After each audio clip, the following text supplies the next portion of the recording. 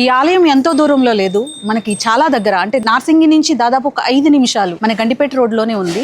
ఇదిగో ఇదే ఈ టెంపుల్ కి మెట్ల దారి. కాలినడకన వచ్చే వాళ్ళు ఈ దారి ద్వారా రావచ్చు. వెహికల్స్ లో రావాలనుకునే వాళ్ళైతే వాళ్ళకి కొండపై నుంచి ఒక దారి ఉంది. సో డైరెక్ట్ గా వెహికల్స్ తో కొండపైకి వచ్చేయచ్చు. మరి ఇక్కడ మచ్చలేశ్వర లింగం అంటున్నారు. అసలు ఈ మచ్చలేశ్వర లింగం అంటే ఏంటి, అసలు ఎందుకు వచ్చింది? ప్రేక్షకులందరికీ కూడా ఇక్కడ ఒక ఆలయం ఉంది, ఇది చాలా పురాతనమైనది అని తెలియజేయాలనుకుంటున్నాను. అంటే చాలా మందికి తెలియకపోవచ్చు, తెలియచేయాలనే ఉద్దేశంతోనే చేస్తున్నాము.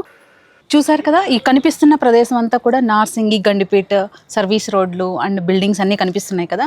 అలాగే ఇక్కడ కనిపిస్తున్నదే మూసీ నది. ఆ మూసీ నది ఒడ్డున, అంటే మన ఈ హైదరాబాద్ పరిసర ప్రాంతాల్లో మీరు ఎక్కడా చూడని ఆలయం, అంటే మూసీ నది ఒడ్డున ఉన్నటువంటి ఏకైక ఆలయం ఇదొక్కటే. ఇక్కడ మచ్చలేశ్వరుడు మరియు వీరభద్రుడు ఇద్దరూ కొలువై ఉన్నారు. చూసారా, 2 రాళ్ల ఈ కొండల మధ్యలోనే మన మచ్చలేశ్వరుడు వెలిసాడు. ఇది కదా అద్భుతం. అంటే శివయ్య లేలంటే ఇదేను. చూడండి, ఆ రాయి కిందనే ఇక్కడ నవగ్రహాలు కూడా ఉన్నాయి. అంటే శివయ్య ఎక్కడుంటే మనకి నవగ్రహాలు కూడా అక్కడ ఉంటాయని తెలుసు.